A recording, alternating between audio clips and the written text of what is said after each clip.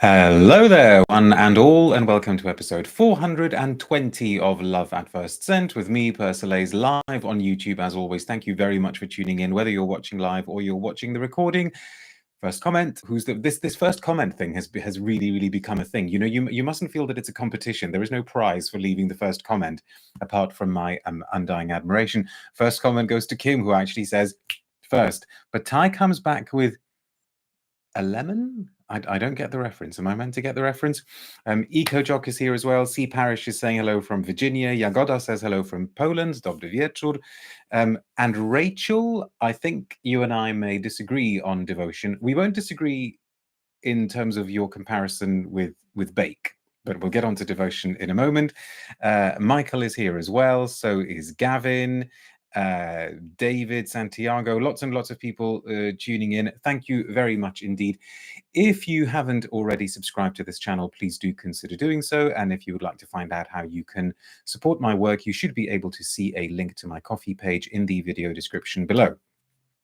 What is the plan for today? I think the plan for today, first of all, is for me to take a very deep breath and to ignore what must be a kind of massively increased number of grey hairs that I've had in the last few days.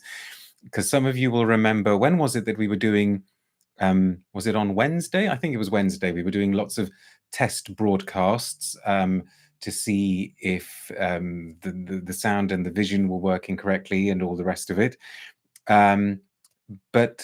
But what was also happening at the same time was that my website, you know, persolaise.com, which represents more than 13 years worth of work, just completely disappeared. And I was trying to hold it together as best I could, because I couldn't actually at that moment deal with the possibility that it may have all just vanished. Lots and lots of online chats with my web host provider later, and lots of reading later, and also ridiculous amount of money that I never thought I'd have to spend for, because I thought these people were sort of providing a kind of service, backup service anyway. After all of that, the website is back and hopefully running for all of you. It died again for a few minutes today, and I nearly lost it when that happened. So yes, it's been a testing, few days in a very kind of first world problems kind of way. But it was upsetting, because I thought I saw 13 years worth of work just completely going down the drain. And apparently the backups that I had been doing religiously weren't good enough and weren't going to be sufficient to do a complete restore of the website. Anyway, we're over that, I think. The stream is perfect on my end, says Rachel. Yes, as far as I can see here, and I actually did a sort of little test broadcast before we went on. Everything was fine. So hopefully the gremlins are gone. Episode 420 says, okay, I knew somebody would make some sort of a reference to that. Annemiek says, hi, Mr. P and everyone watching from Kampen. Is that Netherlands? Yeah, so glad to catch a live again. Scent of the day is vintage cocoa. Oh, you smell really good. That's so terrifying, says Oris. Not the vintage cocoa, but what was happening to me. Eco Jock says, cloud, hard drive, and time machine if you're a Mac user. Yeah, well, I thought I'd had the cloud and the hard drive sorted, but apparently the type of backup that I was doing wasn't good enough. Anyway, let's not bore all of you with that. Hello, everyone. Sandra from Paris says, Sandra B, scent of the evening is vintage Samsara. Gosh, you all smell very good. But anyway, what is the plan for today? So having taken a deep breath, we're going to try and get through 6 perfumes. Today, we have pre-sprayed blotters. And also, just because there are a few things that I want to talk to you about and want to discuss with you in terms of new releases before we finish for the year and take a break of a few days and come back with the top 10 of the year, we're also doing another video tomorrow. But tomorrow it's going to be at a time that I know a lot of you will find a bit awkward, because I'm going to do tomorrow's review video at 10:30 a.m. UK time. But then that's going to work well for those of you in Australia and in the Far East. So, you know, you win some, you lose some. What's that going to be? 10:30 a.m. is going to be 2:30 p.m. in the UK and 5:30 a.m. New York. Okay, so don't worry. Those of you in the US, those of you in North America, you are not expected to tune in live tomorrow. You will be let off the hook. But I think we should make a start. Let's start with this new one from Dolce & Gabbana. It is one that I've wanted to talk to you about for a while. It is called Devotion. Not that you would necessarily know that from looking at the bottle. I think you have to look at the sticker on the base. Although apparently the Devotion line is something that the brand have had as part of their makeup, am I right, for a little while? So I'm told that if you were to see this sort of Sacred Heart type motif, you would know that that refers to Devotion. And this is by none other than Olivier Cresp, whose work we very much admire on this channel.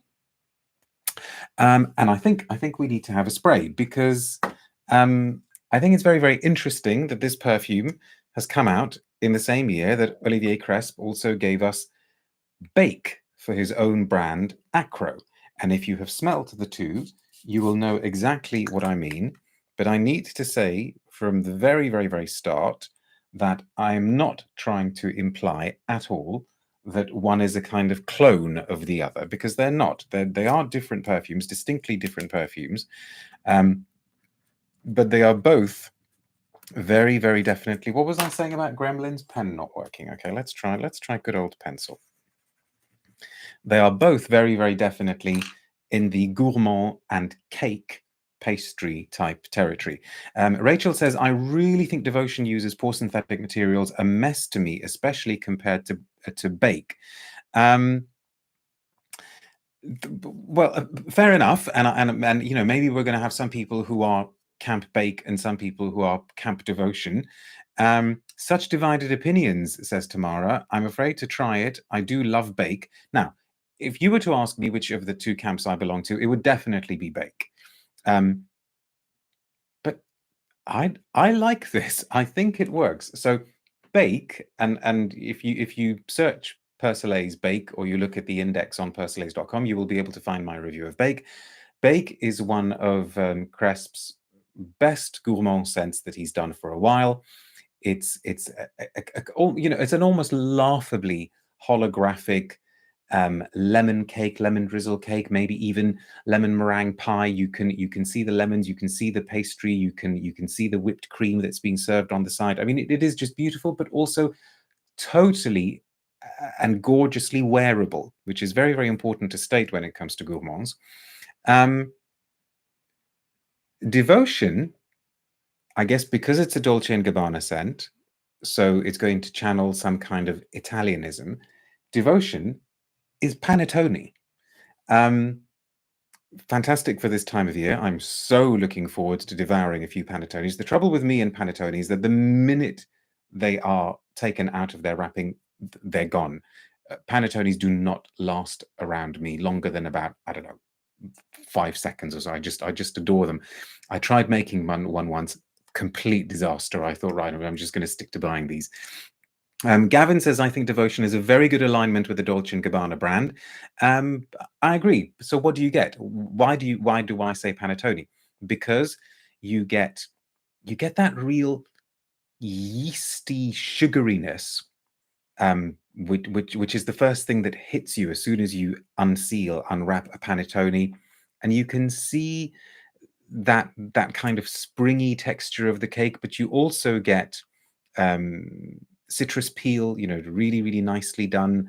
Orange peel here, as opposed to the kind of lemon feel of Bake, and lots of vanillic notes in the base. Dusan says, Persolaise, your sweater perfectly matches Journeyman by Amouage. That was planned, of course. I can't even remember the colors for Journey. Sharon says, speaking of panettone, I wore Milano Fragrance's panettone earlier this week. Now, that was also an interesting take on panettone, wasn't it? I kind of think, sorry, this is going to be controversial. I think I prefer this take on panettone. Um, it's just really, really happy and very, very, very convincing. But because it's made by Cresp, again, it is wearable and it is attractive, and it doesn't feel like just putting a ton of confection all over yourself. He knows that the trick with gourmands is that you do the foodie side of them, and you try to make the foodie side of it as convincing and realistic as possible, but you must then always think about what the connection with skin is going to be. And here, I guess it's vanilla notes and woody notes. I haven't got a press blurb. In fact, I think I haven't got a press blurb for anything that I'm going to share with you today. A lot of you will be relieved to know. Is it because people are stopping sending me press releases now? Do you think that might have something to do with it? But there is a little bit of a blurb that is just on the brand's website. A delectable fragrance that celebrates life's noblest values, an unprecedented essence sealed by the Sacred Heart. I'm not a fan of the bottle. Not that that matters, more often than not, I couldn't care less about the bottle. But the fact that the bottle is as unremarkable as it is made me think, oh, well, perhaps for once they have actually put some of the money into the juice. Who knows? The blurb goes on to say, devotion is a sensory journey, seductive and reassuring, capable of evoking the positive values to which Dolce & Gabbana hold dear, symbolized by the Sacred Heart. Seal, an olfactory creation of exquisite contrasts, bright top notes, and sensual base notes. So not a great deal that we can add to that, really. And I think the connection, I think, with Bake is that they're both really, really sunny and joyful, because this feels like walking into a fairy tale Italian cake shop or pastry shop. Have you seen the advert, by the way? They've gone for Katy Perry as the face of the perfume, which I saw the ad for the first time the other day, and I kind of thought, this woman who is trying very, very hard to look like some kind of Italian bombshell, I thought, it's Katy Perry. Why is this not doing it for me? You could check it out for yourselves. Ty says, psychic powers strike again. Why? I don't get it. Now, hated the ad, says Sarah. Yes, I mean the ad is absolutely as kind of brainlessly generic a perfume ad as you could possibly get. But let's not talk about perfume ads. Maybe we should do a whole video on perfume ads. Where's my pre-sprayed devotion? Devotion. Here we go. Because that's the other thing that I was impressed with in this scent. Yeah, this was sprayed. I did these a while ago. These were sprayed about 3 hours ago. And it's just still really, really attractive, really charming, really lip-licking, mouth-watering. Rachel, I'm so sorry we disagree on this one, but that's fine, right? We're allowed to disagree. And that note has been sustained really well. That really, really interesting, yeasty, doughy citrusiness that is so completely panettone. But now get this. This is intriguing as well. And I don't know whether this is really, really clever marketing on the part of Dolce & Gabbana or what. So this is the box. And when you open it, there is a little card. And I thought, oh, what's this? I don't think we normally get cards from Dolce & Gabbana. Whoop. I dropped it. Am I going to be able to pick it up? Oh, this is going to be awkward. Excuse me. Right. Apologies for showing you the top of my head, but I want to read this to you. It goes on about how it's been created using the highest quality ingredients, but on the back it says, due to the presence of natural origin ingredients and the selection of the most precious vanilla, the fragrance color may be subject to change over time. I thought, gosh, is that a first? Is that a first for Dolce & Gabbana? I mean, very, very clever, because I'm sure it contains all sorts of vanillic and vanilla-esque ingredients in there, but maybe they have gone for a bit of a dose of something slightly higher quality. I like it. I like it. It gets a thumbs up from me, a very, very definite thumbs up from me. Rachel, I hope that doesn't mean that you never ever watch this channel again. Okay, so that's the first one done. Let's move on to the ones for which I don't have full bottles. This is well, one of them at least I want to do. It's this year's release from Le Galion. Le Galion is a very, very old brand that a few years ago was revived, and I'm pretty sure that most, if not all, of their perfumes now have been made by Rodrigo Flores Rude, genius Givaudan perfumer, who very kindly gave some of his time to do an interview here a little while ago. And some of the perfumes are brand new creations. Some of the perfumes are reworkings, reinterpretations of old Le Galion perfumes. The brand overall has a kind of sort of retro-esque, old school type aesthetic, and there's absolutely nothing wrong with that. But they very rarely tend to be on my radar. I think because they're a bit difficult to come by in the UK. I actually met the man who revived the brand and interviewed him a few years ago, but we haven't had sort of any contact since then. Then a little while ago, I tried to get one of their sort of sample sets, one of their discovery sets, but they were out of stock. And so the other day I thought, right, I really, really must revisit Le Galion. So I just ordered 5 sample vials, including one of their latest release, which is called L'Astre, which I think is a sort of reference to a star. There is a little bit of a blurb that I can read to you. Is this L'Astre, says Sharon. Yes, it is. Have you tried it? Rachel says, I've not smelled this yet. Excited for this review. Angeline says, hello. Eric says, I blind bought L'Âme Perdue after Denise Beaulieu's review. Gosh, that's taking us back a while, isn't it? Yeah, and I ordered a sample of L'Âme Perdue because I'd never smelt it. So let me just label this blotter. And off we go with L'Astre, also by Rodrigo Flores Roux. I'd love to have him back on this channel, actually, for another interview. So let's pop that in here. And as I say, there is a pre-sprayed blotter too. I love Gardenia. L'Astre sounds amazing, says Tamara. Okay, so this is really, really attractive at the beginning. And it sums up what I was just saying a few seconds ago about Le Galion being very much into the sort of retro feel, because this feels grand. It feels opulent. It feels like the kind of perfume that a lot of people don't make anymore. Somebody said gardenia. I would have gone maybe in a slightly different kind of white floral direction. To me, I get a lot of that kind of slightly banana edged feel of ylang ylang.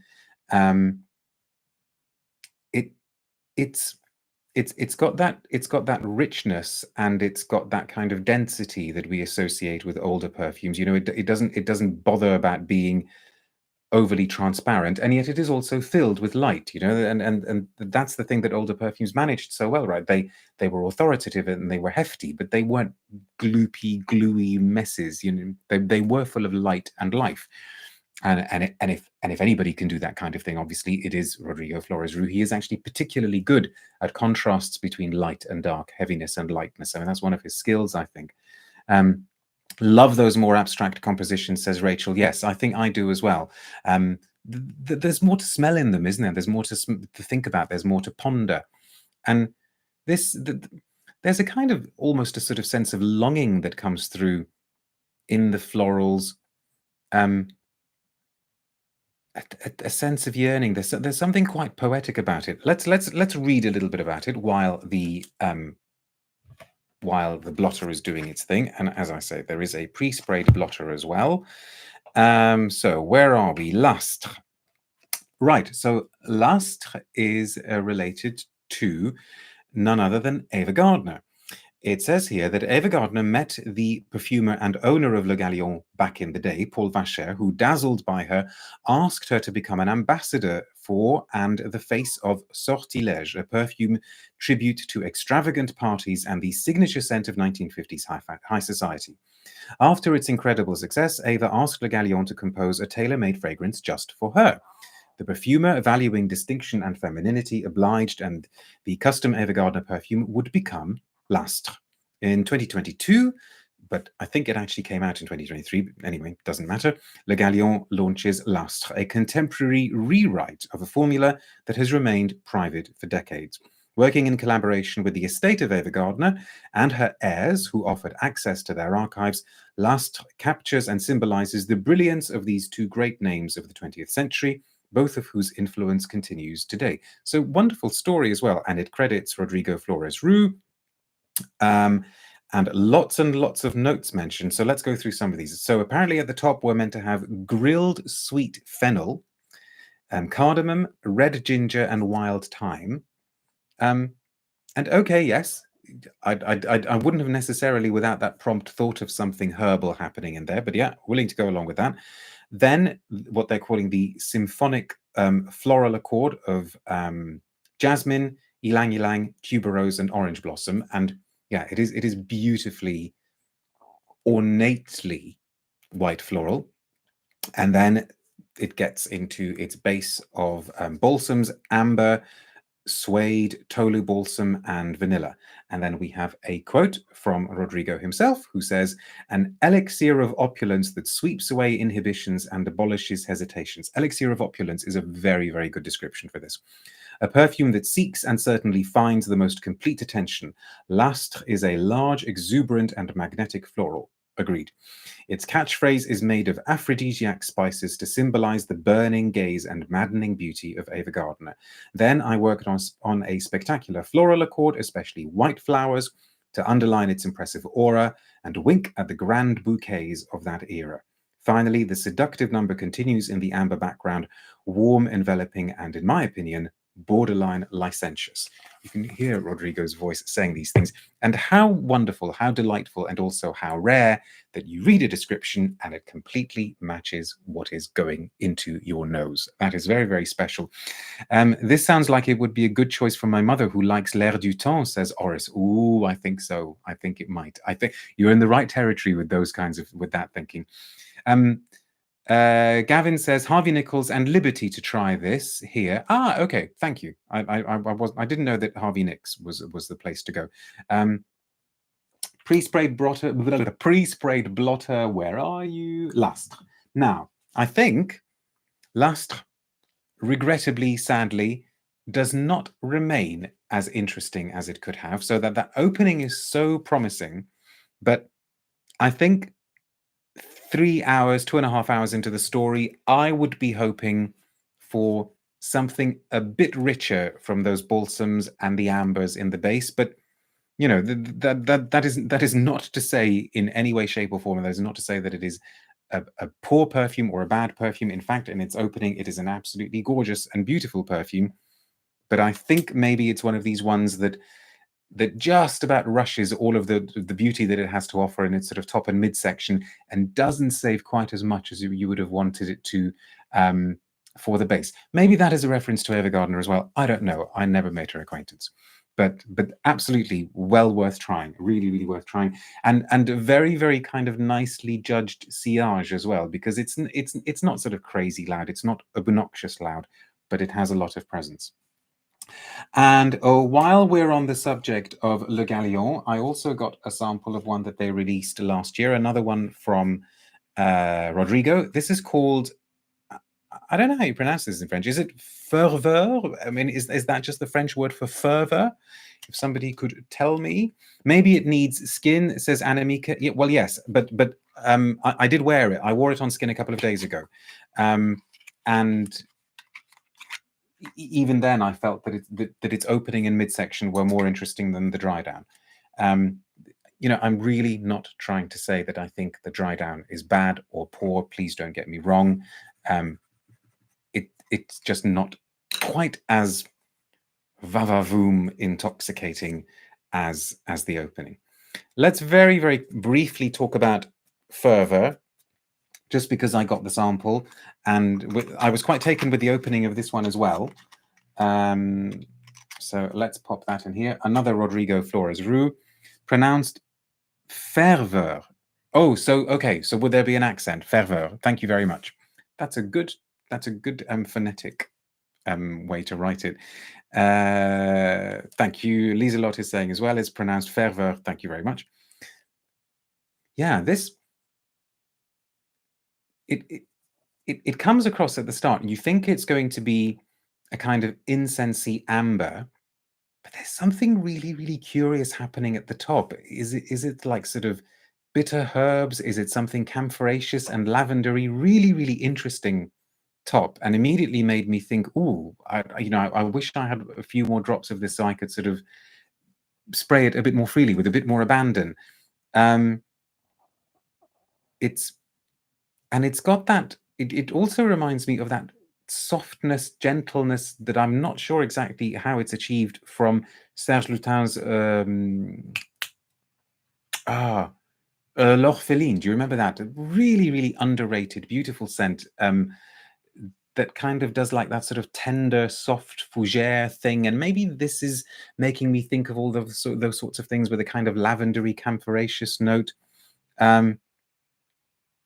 Let's take a look at what the brand has to say about it. So they say Le Galion's newest scent. Well, obviously it was the newest when it came out. Ferveur is the fragrance Paul Vacher would probably have composed had he lived through the 80s and got to know those years of excess and exhilaration. With this creation, Rodrigo Flores Roux, a perfumer dear to the brand, chose to pay tribute to Vacher in 2022.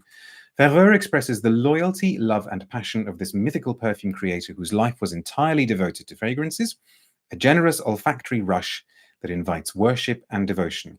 But behind the near-sacred undertones of its name, the formula is particularly rich in incense. Ferveur is also a devilishly sensual fragrance, as imposing as a cathedral, but as hedonistic as an evening at the Palace nightclub in Paris. Its fresh and aromatic opening, yeah, definitely aromatic, soon blends with the boisterous exuberance of amber. This is about the meeting of the mind and the body, about their tentative touch, their mutual exploration, their exhilaration, and their passionate communion. And it just goes on to say that the top notes are green bergamot, clary sage, myrtle, and cypress. So it's the sage I was probably responding to as well. Then a heart of iris, rose, coriander, and cinnamon leaf. And then in the base, vanilla, styrax, tolo balsam, patchouli, vetiver, incense, and leather. And Rodrigo, I'm guessing this is a quote from Rodrigo, it doesn't actually say so, says, I imagine Ferveur as an amber monument imbued with tears of incense. A generous bouquet of aromatics mixed with flowers and spices is thrown into the burning balsam, leather, and wood. I wanted to design an openly sensual fragrance. Well, let's go for the pre-sprayed one. Okay. Yeah, see, this one, I think, is a bit more interesting in its dry down than L'Astre. Because that kind of woody, spicy, vetiver leather thing is nicely done. And you can see the story. You can see how it goes from something that is more naive and more open and fresher and, you know, more aromatic and outdoorsy and herbal to something that is more impassioned and more physical and yeah, more fleshy. I don't want to say carnal because it isn't as dirty as that. But yes, sensual. So nicely done. I need to wear more Le Galion, says Rachel. Yes, I feel I really, really want to kind of go on a journey and discover them properly. I ordered 3 more samples, but perhaps we'll do those another time. Is it an 80s strong perfume? Very good question, Power Connection. No, I would say no.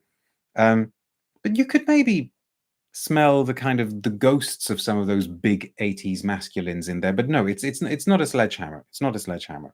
And I guess it can't be because of today's tastes. But very, very, very well done. Okay, we have done 3 and we're at the halfway mark, which means we are doing very, very well indeed. I think what we should now maybe move on to is the 2 LKs. LK, a lot of you will know, is the brand that was founded a few years ago by Givaudan perfumer Sonia Constant, who also gave up her time.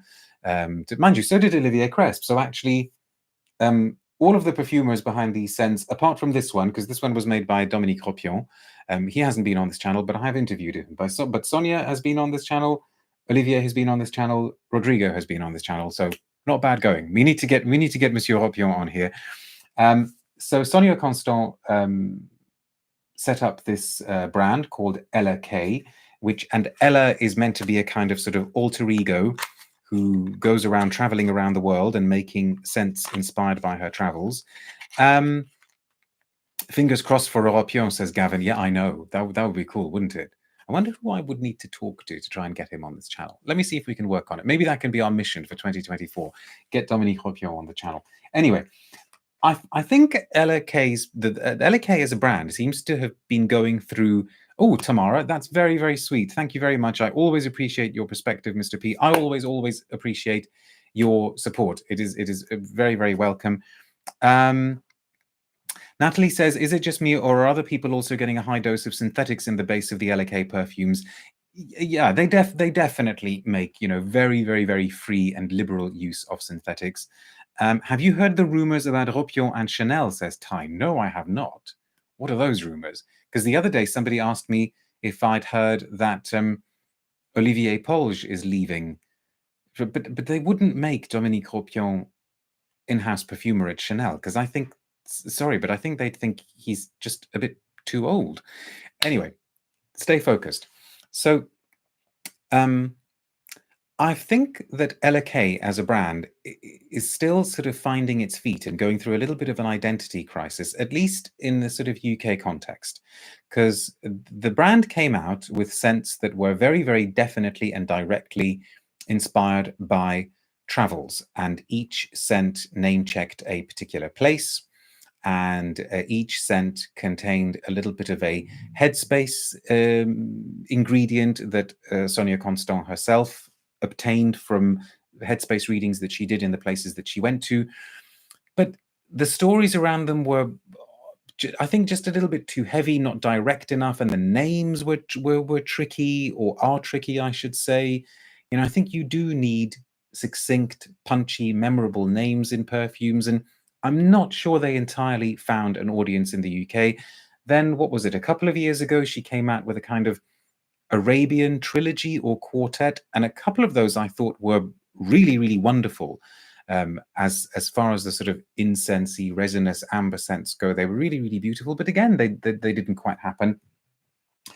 And now she seems to be kind of going away from the whole travel thing and name-checking destinations. And this year she gave us one called Camelia K, and also we have now a Musc K. So better names, I suppose, more direct names, but then you kind of think, okay, so has she felt that she needs to be less abstract and just go for mentioning ingredients now, in this case, Camelia and Musk?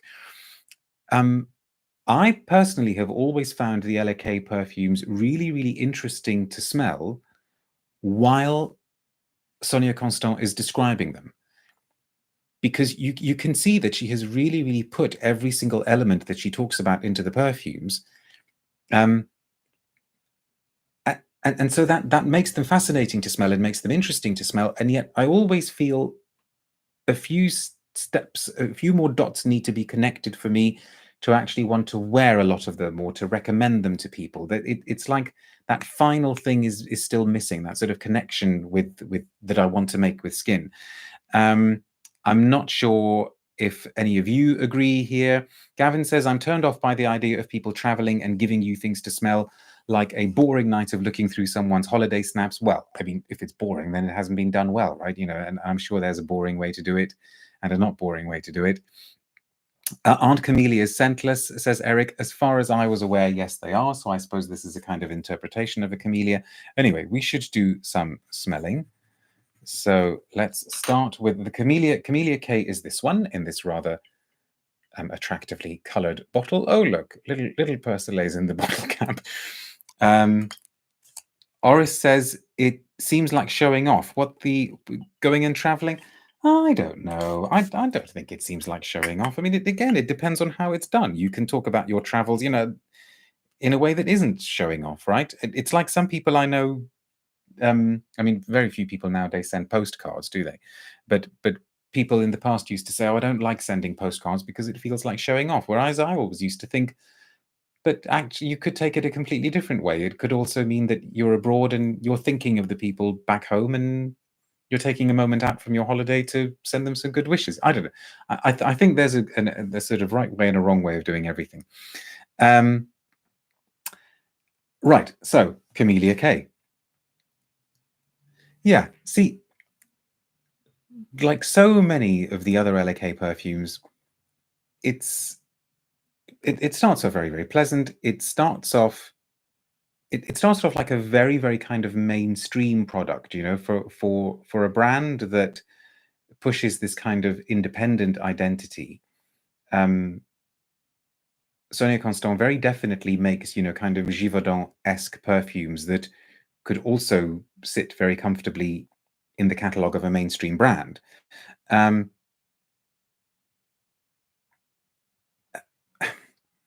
what's her interpretation of a camellia? Where her interpretation here is of a flower that feels quite kind of sour sweet, quite pink, something milky going on in there, maybe something a little bit rosy, but you can tell straight away that this is also going to go down the route of heavy kind of musk usage, those sorts of detergenty musks, you know, a feeling of sort of hairspray hovering something somewhere in the background. It's kind of fine, just about.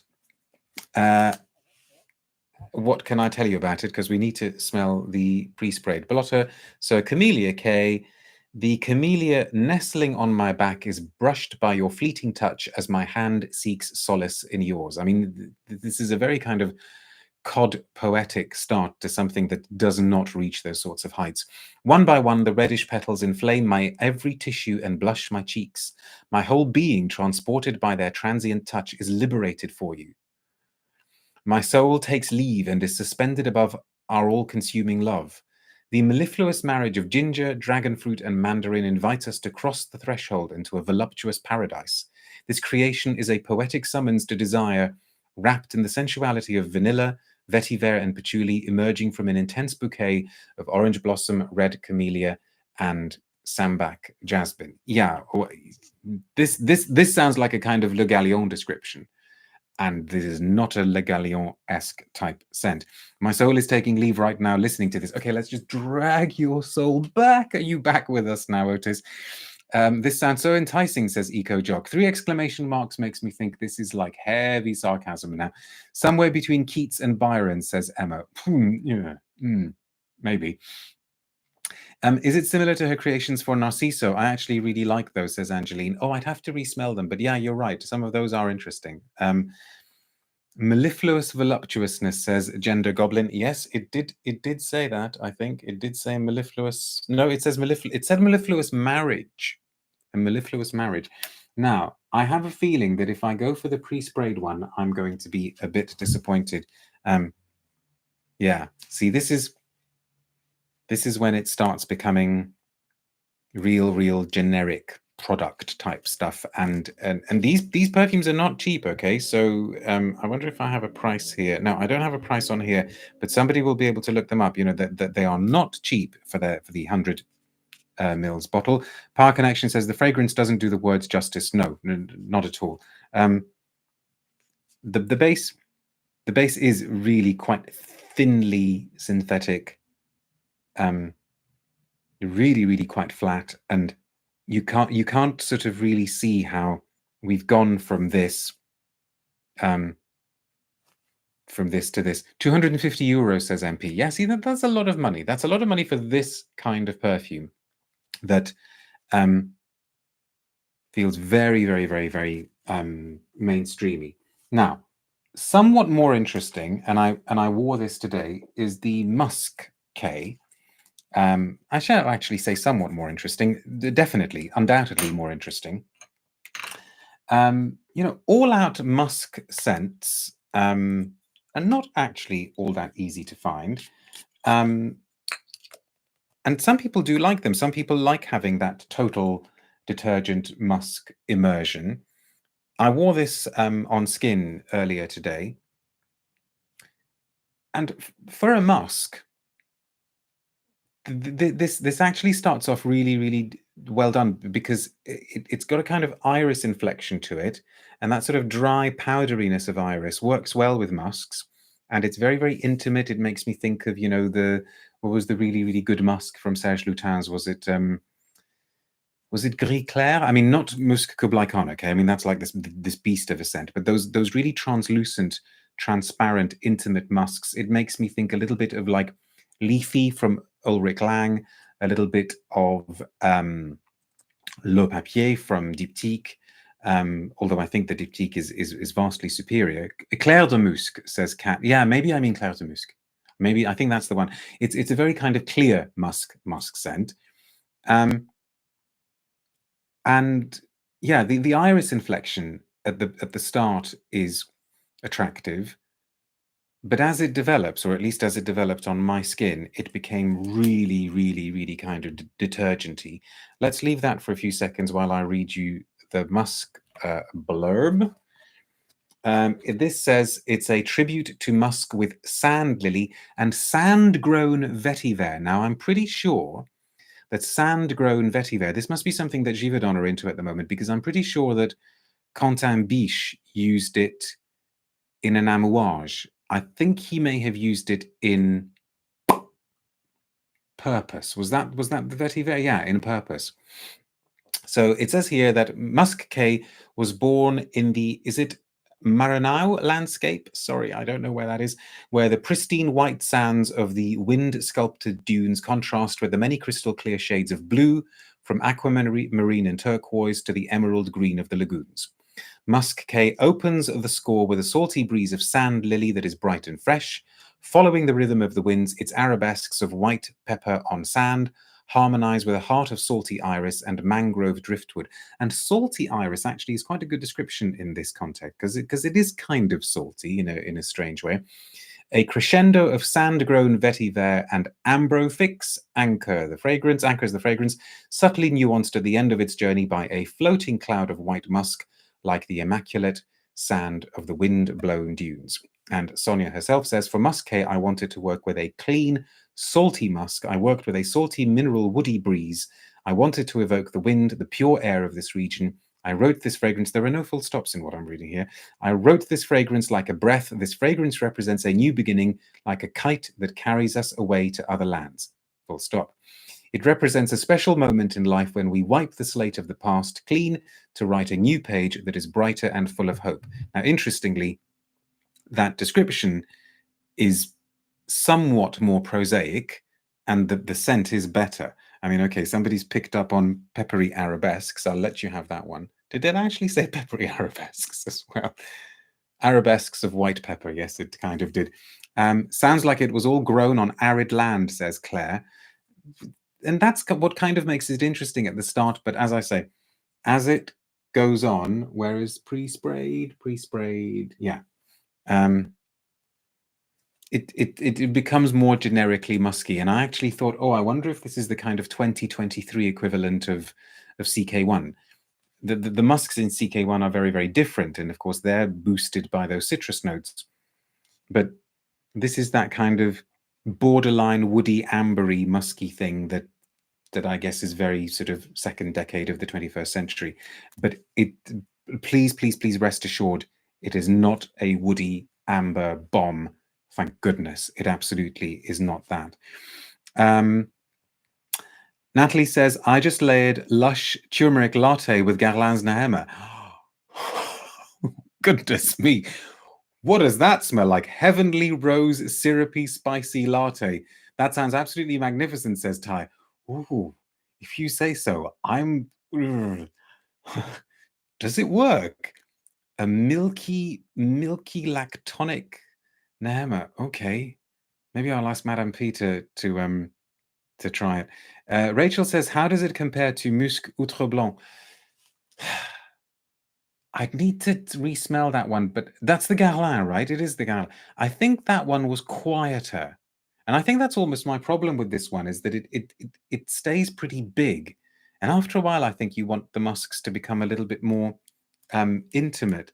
Turmeric latte is nice, says Ty. I'm not sure if you'd like it, but have a... Oh, no, I know it. I have the body spray, and I think it's great fun.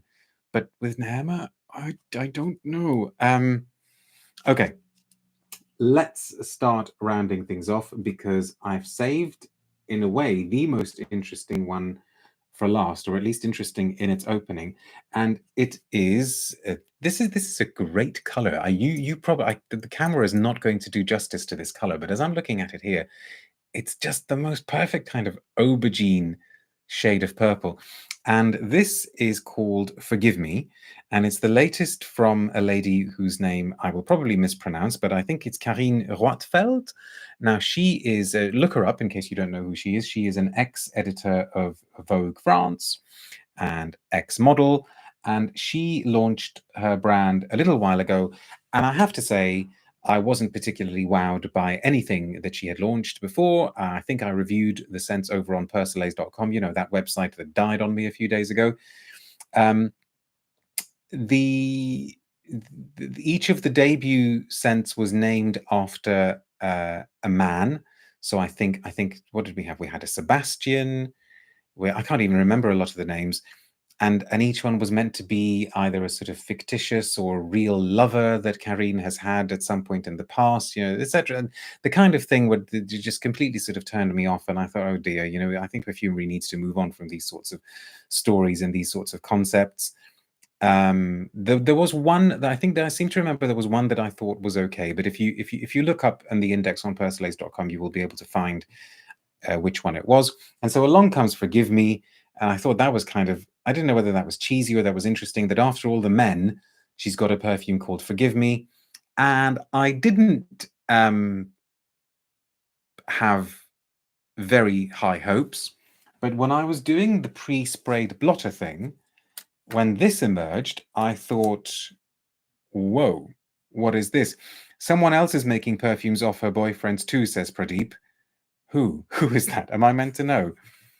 And then I discovered that this was made by Dominique Ropion. And it's really, really interesting. Really, really interesting. I want to wear it properly on skin and see how it goes. So anyway, Forgive Me from Carine Roitfeld. Let's see here. She had one named after herself too, if I'm not wrong.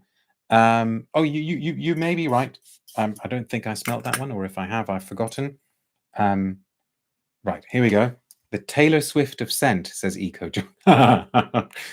Very good. Yeah. This is fascinating. This is really, really fascinating. And I hope I haven't smelt the pre-sprayed one yet. But so what you get. Oh, Gavin says she's very Sylvie Emily in Paris. I haven't seen that, so I don't know. Tell me a little bit more. Be a bit more descriptive then. Forgive Me is the scent that people should give when they're engaged in the defense of undoing, says Oris. Yeah, maybe. I remember reading it was a bit like opium, says Eric. Oh, I don't know. I mean, it's not spicy myrrh-like. No, what you get is something. It's like a really, really interesting marriage of something white floral. I think probably a tuberosy sort of material. And, you know, tuberose Dominique Ropion, that should be enough to make you want to go and try it. But also the kind of patchouli that you don't get very often anymore. And by that, I mean that it's really quite a kind of funky, dirty, unwashed bed, unwashed sheets, you know, or let's stay rolling around in this bed for a while type patchouli. Somebody was telling me about patchouli the other day, that apparently our tastes, generally speaking, our tastes for patchouli have become such that patchouli growers are being obliged more and more to grow varieties that smell cleaner and, you know, less dirty, less funky, less camphoraceous. And so this kind of slightly naughty, well, actually not slightly, quite naughty patchouli, suddenly now feels retro because we don't get that much of it anymore. But it's also really, really quite abstract. There's something that I think what's fascinating about it for me is that it feels really bitter. You know, there's no sweetness to it. It's really quite dry, really quite bitter. somehow very, very been around the block a few times, you know? Somebody that's going to want to have their cake and eat it too, and at the end will just turn around and say, "Okay, well, you know, forgive me." Um,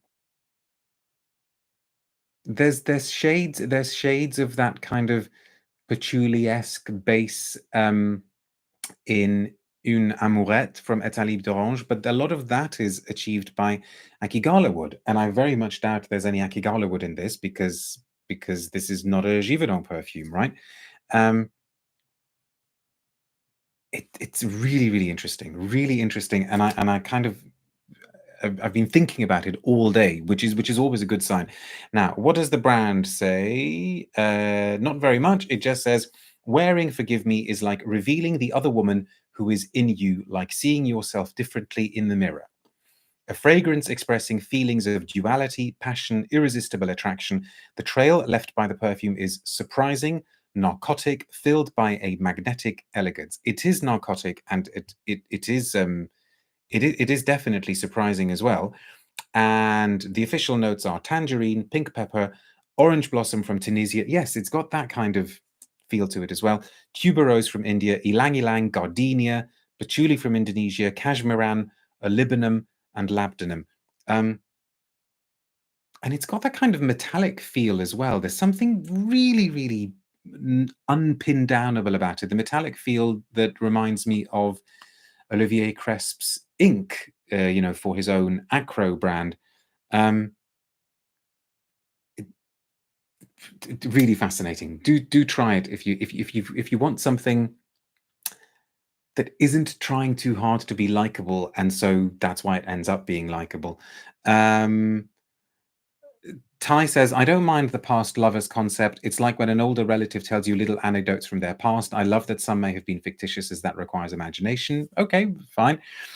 Power Connection 1 says, "Give me a good naughty patchouli. I'm tired of smelling the clean, fresh perfumes everywhere." Yeah, well, I think you need to check this out. This sounds quite interesting and layered, says Rachel. It is, it is. Now, where's the pre-sprayed one? Let's see what this is like now. Yeah, if anything, it's kind of darker and funkier and fleshier, these whoever these people are in this, maybe that kind of Jekyll and Hyde duality is actually spot on. It's almost as though they're going into whatever they're doing asking for forgiveness first, like a sort of preemptive forgiveness, but they're going to go ahead and do whatever they're going to do anyway. I'd like to smell this one based on the note, says Oris, but I wonder if I'd want to wear it. Well, it's worth trying. It's nothing particularly stands out. I've read out olibanum, labdanum, yes, and I'm sure that's in there. Even the cashmeran doesn't particularly stand out, but it's nicely done. It's nicely done. It's very, very somehow mature, and I mean that in the best possible sense of the word. I suppose what I mean is that it's a kind of nouveau chypre, that sort of the white floral and the patchouli in the base somehow turn it into a kind of chypre. Gavin says it's Dominique Ropion. It costs £201. 201, strange price. For 90 mils, and is a style he excels at. It should be good. I think it's pretty good. I think it's pretty good. And I'm going to ask Madame Persolaise if she fancies wearing it, because I would like to smell it on her. And having done all of those, I think the time has come for me to say thank you very much indeed for tuning in. Tomorrow, all being well, at 10:30 UK time. Like I said, North America, you're off the hook. Don't feel obliged to join. But 10:30 a.m. UK time, we're going to do the final review video of the year. And we're going to try to get through, I think, 6 scents again, but I won't tell you. I'm looking at them as they're here, but I won't tell you which ones they are yet. So thank you very much, everybody. Thank you very much for tuning in. Thank you very much for the comments and the questions. And I will see you in just over 12 hours. Okay. Until then, try to be good. Take care now. Bye.